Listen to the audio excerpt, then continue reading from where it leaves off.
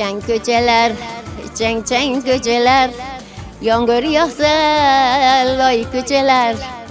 Kelib ko'ring hokim akalar, o'gay ko'chalar, yetim ko'chalar, chang ko'chalar.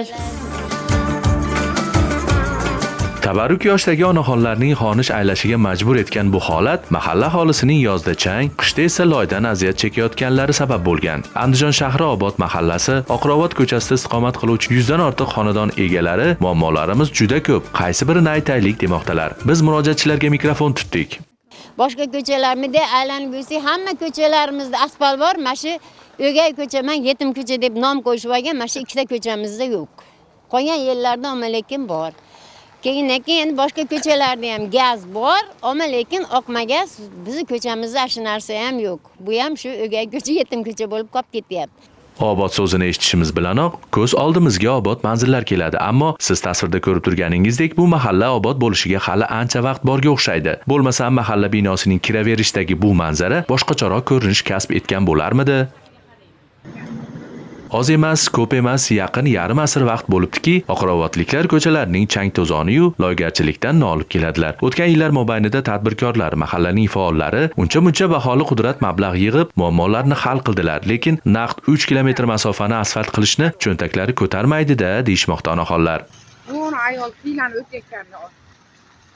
Bu naryoqdan suv keladi, yomg'ir yoqqanda, bu yoqdan keladi, maktabning yo'li, shunaqa suv bo'lib ketadi, bolalar o'tishi iloji yo'q.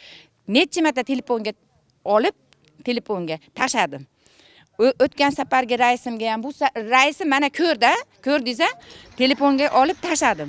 Endi shu bolalar qiylanmasin, ashillarni to'g'rilab bersin, iloji boricha. Mana hozir mahalla komiteti bir hafta yuribdi, supursa hamma turadi 6 da 5 da. Nimani supuradi? Supuradigan yeri o'zi bormi? Supurmaydi. Qayga suv sepib shaqalga sepamiz. Gapiramiz, biz yomon ko'rinamiz. Anaqa deyman, anaqa. Qayga boramiz biz ayol kishi bo'lsak? Qayga boramiz? Xo'sh, bu haqida mahalla raisi nima deydi? Endi muammoli ko'chalarimiz bor, hozir ko'rganinglarda, u yerlarda endi oldin poliz ekan bo'lgan. U yerga 3-4 marta shag'al yotkizmasa iloji yo'q. Shag'al yotsa keyin salari qatib nima bo'ladi? Mahalla nimalarga tushuntirilgan. Og'ir toifali mahallalar qatoriga tushish kerak, mana yilda 2025 da. Muddat kerak. Endi shu muddat o'tgandan keyin bo'ladi asfalt. Bu dasturda bor. Qurilish bo'limlari o'sha shug'ullanyapti. Mana yilga va'da berilgan, harakat qilinyapti.